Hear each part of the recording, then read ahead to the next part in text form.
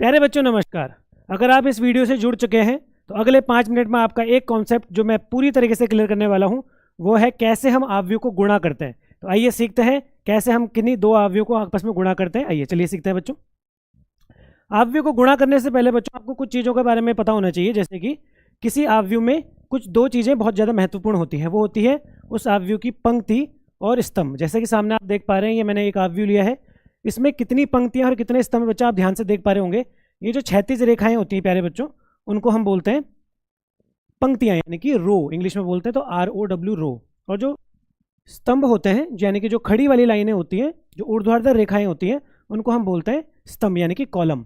तो अगर आप इस अवयव को देखें तो इसमें कितनी पंक्तियां हैं प्यारे बच्चों, इसमें ये पहली पंक्ति, ये दूसरी पंक्ति और ये तीसरी पंक्ति। इसी हिसाब से आप इसमें ये भी देख सकते हैं कि इसमें कितने स्तंभ हैं, पहला स्तंभ, दूसरा स्तंभ, तीसरा स्तंभ। प्यारे बच्चों यहाँ पे आपको पता चल गया होगा पंक्ति और अवयव में पंक्ति और स्तंभों का कितना महत्वपूर्ण रोल है। किसी भी अवयव में पंक्तियां भी पाई जाती हैं, स्तंभ भी पाए जाते हैं। तो इसमें कितनी पंक्तियां हैं बच्चा, इसमें पंक्तियां कितनी हैं, इसमें पंक्तियां हैं 3 और इसमें कॉलम कितने हैं, कॉलम भी 3 है। तो यहाँ पे पंक्तियों का कॉन्सेप्ट और कॉलम का कॉन्सेप्ट आता है, बहुत ज़्यादा महत्वपूर्ण है। चलिए बच्चों आगे बढ़ते हैं। जैसे कि यहाँ पे भी आप देख सकते हैं अवयव में जो पंक्ति और स्तंभ होता है, इस वाले अवयव में आप देख सकते हैं इसमें 2 पंक्तियां हैं लेकिन इसमें 4 क्या है, स्तंभ है, यानी कि 4 कॉलम्स हैं, 2 रोज हैं। इस वाले अवयव में देखिए बच्चों, इसमें 3 पंक्तियां हैं और 2 स्तंभ हैं, यानी कि 3 रोज एंड 2 कॉलम्स। मुझे लगता है कि आपको पंक्ति और स्तंभ का हिसाब किताब अच्छे से क्लियर हो गया होगा। प्यारे बच्चों इसके बाद आता है अवयव की कोटि। स्तंभ और पंक्तियों की संख्या एक बार आपको पता चल जाए तो अवयव की कोटि को लिखना बहुत ही आसान होता है। जैसे कि ये जो अवयव है इसमें कितनी पंक्तियां हैं, 1 2 3 पंक्तियां और 2 स्तंभ। तो इसके एक साइड में इसके कोटि लिखी जाती है बच्चों। कोटि का मतलब होता है पंक्तियां मल्टीप्लाई स्तंभ, यानी कि 3 क्रॉस 2 इसकी कोटि होगी। सेम इसी प्रकार से आप चाहें तो इसकी भी कोटि ज्ञात कर सकते हैं। इसमें 3 पंक्तियां 3 स्तंभ आपको आराम से दिखाई दे रहे होंगे, तो इसकी जो कोटि हो जाएगी बच्चों 3 क्रॉस 3। तो बहुत ही महत्वपूर्ण होता है, किसी भी अवयव में पंक्ति होती है, स्तंभ होता है, उन पंक्तियों और स्तंभों को आपस में संख्याओं को गुणा करके लिख दें। इस प्रकार जो हमारे पास अरेंजमेंट बनता है उसको हम बोलते हैं अवयव की कोटि। अब बात करते हैं बच्चों अवयव का गुणा करते कैसे हैं। सबसे पहले अवयव को आप गुणा करने से पहले आपको ये पता होना चाहिए कि अवयव को गुणा कब करते हैं और कब नहीं करते हैं। जैसे कि मैंने यहाँ पे 2 अवयव लिए हैं बच्चों। इस अवयव में 3 पंक्तियां 2 स्तंभ है, यानी कि इसकी कोटि हो जाएगी 2 क्रॉस 3, सॉरी 3 क्रॉस 2। और इस अवयव में 2 पंक्तियां 3 स्तंभ है, तो इसकी कोटि हो जाएगी 2 क्रॉस 3। हमेशा केवल वो ही 2 अवयव आपस में गुणा होते हैं जिनके पीछे इसका पीछे वाला नंबर इसके आगे वाले नंबर से मेल खाता हो, यानी कि समान हो। यानी कि पहले वाले अवयव की कोटि का पिछला नंबर और दूसरे वाले अवयव की कोटि का पहला नंबर अगर सेम है तो ही ये गुणा होंगे, अदरवाइज नहीं होंगे। आप बिल्कुल भी नहीं कर सकते ऐसे अवयव को गुणा।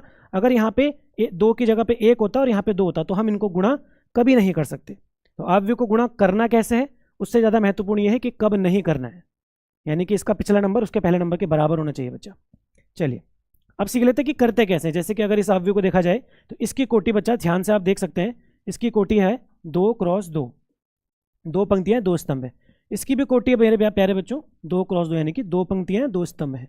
अब कैसे करते हैं, बेहद ईजी है। देखिए इसकी जो पहली पंक्ति है यानी कि 1 और 2, इस 1 और 2 का दूसरे अवयव के प्रत्येक स्तंभ से हमको गुणा करना है, प्रत्येक स्तंभ से, यानी कि पहला वाला पहले वाले स्तंभ के पहले वाले अवयव से गुणा होगा। यानी कि 1 की गुणा 5 से करेंगे तो 5 कम 5 और प्लस करते हुए जाना है बच्चा। 2 की गुणा 7 से करेंगे, 2 की गुणा 5 से नहीं करेंगे, पहला वाला पहले वाले से, दूसरा वाला दूसरे वाले से, 7 दूनी 14, यानी कि पहली पंक्ति के पहले स्तंभ के दोनों अवयवों से गुणा हो गई। अब पहली पंक्ति की दूसरे स्तंभ से भी गुणा करनी है, तो 6 कम 6 प्लस 8 दूनी 16। जी हाँ, पहली पंक्ति की दोनों स्तंभों से प्रत्येक संगत अवयवों की गुणा हो चुकी है प्यारे बच्चों। इसके बाद आपको सेम यही काम दूसरे स्तंभ के साथ भी करना है, बहुत ईजी है। 3 की गुणा पहले 5 से होगी तो 15 प्लस 4 की गुणा आज 7 से होगी तो कितना हो जाएगा 28। 3 की गुणा 6 से होगी तो आ जाएगा बच्चे 18 और 8 की गुणा 4 से हो जाएगी तो आ जाएगा 32। आप इनको अगर सॉल्व कर लें तो आराम से आपके इनकी गुणा का मान निकल जाएगा। 15 14 और 5 कितना हो जाएगा प्यारे बच्चों 19, 6 16 और 6 कितना हो जाएगा प्यारे बच्चों 22, और ये हो जाएगा 8 और 5 13 43, और ये हो जाएगा 2 20, और ये हो जाएगा बच्चों 50।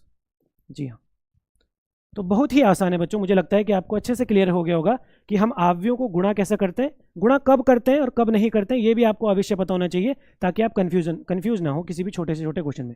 मुझे लगता है कि आपकी क्लियरिटी अच्छे से बन गई होगी। आशा करता हूँ कि आपको ये वीडियो पसंद आई होगी। वीडियो को लाइक कर दीजिएगा बच्चों, और चैनल पर नए हैं तो सब्सक्राइब करना मत भूलिएगा, और जुड़े रहिए बिहार टॉपर विद्याकुल के साथ ऐसी इंटरेस्टिंग वीडियो के साथ। प्रणाम, जय हिंद।